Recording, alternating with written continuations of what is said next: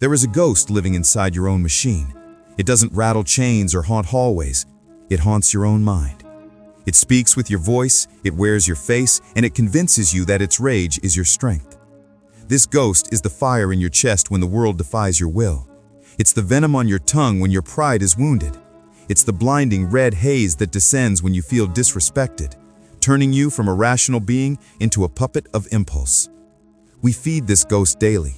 We call its outbursts passion, its aggression, standing up for ourselves.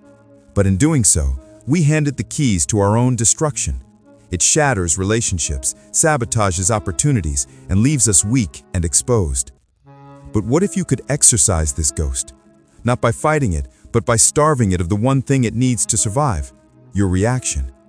What if you could walk through the fires of provocation with the profound calm of a still lake? Centuries ago, a man did just that.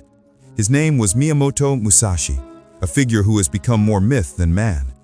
He was a ronin, a wandering swordsman who fought in over 60 life-or-death duels and never once tasted defeat. But his legend isn't built on his speed or his strength. It was forged in the chilling emptiness of his mind. Musashi was not just a warrior, he was a master philosopher of the blade, and his true enemy was not the man standing before him, but the ghost within. This is the story of how he killed it, and how you can learn his way. 1. The illusion of power, the reality of chains. Let's begin with a brutal truth. Your anger is a leash. You believe it makes you powerful, a force to be reckoned with. In reality, it makes you predictable. It makes you a toy. Every time someone finds that one nerve, that one insult that makes you explode, you are not demonstrating power. You are revealing a blueprint of your own weaknesses. You are handing your enemies the strings to your own puppet show. The Stoic Emperor Marcus Aurelius wrote, "You have power over your mind, not outside events. Realize this, and you will find strength." Musashi embodied this principle in its deadliest form. He understood that a man who can be provoked is a man who can be led into a trap. If someone can make you angry, they own you in that moment. They can cloud your judgment, bait your attack, and drain your energy. They dictate the terms of engagement, and you are merely reacting to their script. Musashi's genius was his refusal to play a part in anyone's play but his own. He severed those emotional strings. Insults were just sounds. Taunts were just breath. Threats were just information. This made him terrifying. How do you fight a man who doesn't react? How do you threaten a man who doesn't fear? How do you manipulate a man who has no emotional triggers to pull? You can't. You are fighting a void, a perfect mirror that reflects your own agitation back at you. True power isn't the force of your explosion, it's the impossibility of being lit. 2. The psychology of the blade and the death of emotion. There is a story that reveals the core of Musashi's method. As a young, unkempt ronin, he challenged Arima Kihei, a renowned master of the sword from a prestigious school.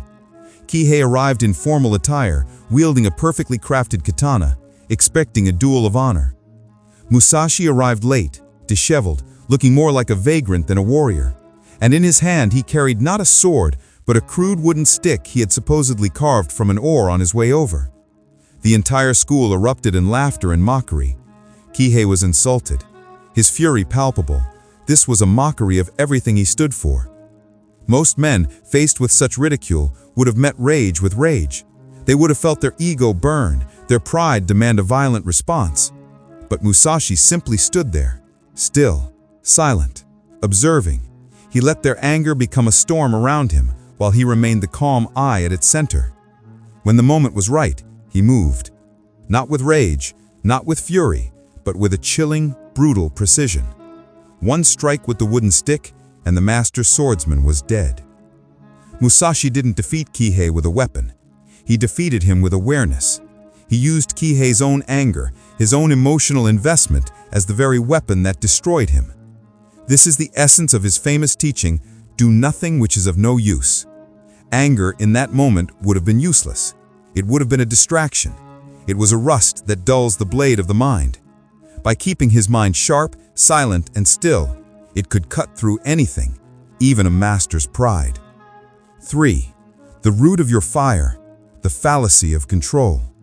Now let's turn the blade on ourselves. Why do you really get angry? A driver cuts you off. A colleague takes credit for your work. Life deals you an unfair hand. The surface-level answer is the external event. But the deeper truth, as Musashi would see it, is that you get angry because you operate under a grand delusion. The delusion that the world is supposed to conform to your expectations. You believe you are entitled to respect, fairness, and convenience. You have an unwritten contract with the universe, and you become enraged when the other party doesn't hold up its end of the bargain. Musashi's solution was to tear up that contract. He practiced a life of radical non-attachment. He walked alone, slept on the hard ground, ate what he could find, and expected nothing from the world. He trained his body, and more importantly, his mind, to be utterly self-reliant. By relinquishing the illusion of control over the outside world, he gained absolute control over his inner world. If you expect nothing, you can never be disappointed. If you are not attached to comfort, you cannot be angered by hardship. If you do not demand respect, you cannot be wounded by insults. The world could no longer touch him because he had already let it all go. 4. Forging the void. The 3 disciplines of Musashi. You don't conquer anger by punching a wall or screaming into the void. You conquer it by forging your own inner void. Musashi's life was a testament to this training. We can distill it into 3 disciplines. 1. The discipline of the body. Voluntary hardship. Musashi believed comfort breeds weakness. A weak mind is an easily triggered mind. By systematically exposing himself to discomfort, sleeping outside, eating meagerly, facing the elements, he wasn't just toughening his body, he was recalibrating his mind. What is a rude comment compared to a freezing night? What is a minor inconvenience when you are accustomed to true hardship? Your practice. Introduce voluntary hardship. Take cold showers. Fast for a day. Cut out a comfort you rely on. Sugar, social media, caffeine. Get addicted to discomfort. You will find that most of your anger was just entitlement in disguise. 2.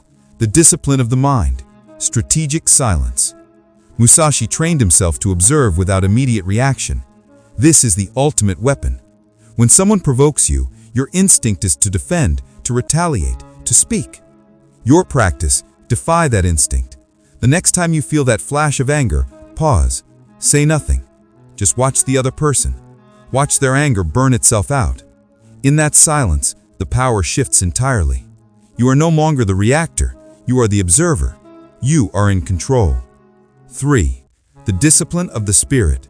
Contemplation of impermanence. Every morning Musashi meditated on his own death. This wasn't morbid. It was clarifying. A man who has accepted his own mortality cannot be rattled by trivialities. He wrote, "The way of the warrior is the resolute acceptance of death."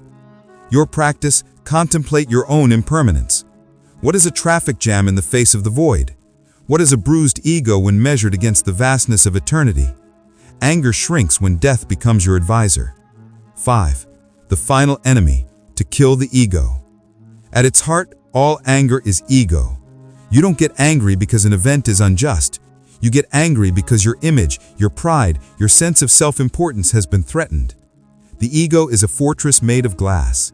It demands constant protection, and it shatters at the slightest impact. Musashi's ultimate secret was this. He abandoned the fortress. He starved his ego until it was nothing but dust. He didn't care for fame, praise, or recognition.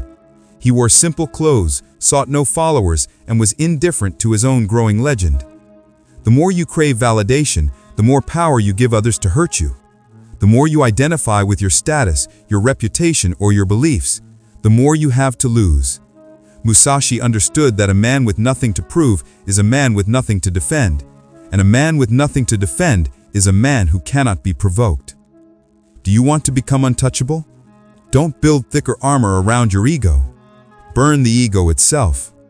The warrior with no pride left to wound is the one you truly should fear. The modern code of the ghost. This path isn't about becoming an unfeeling samurai.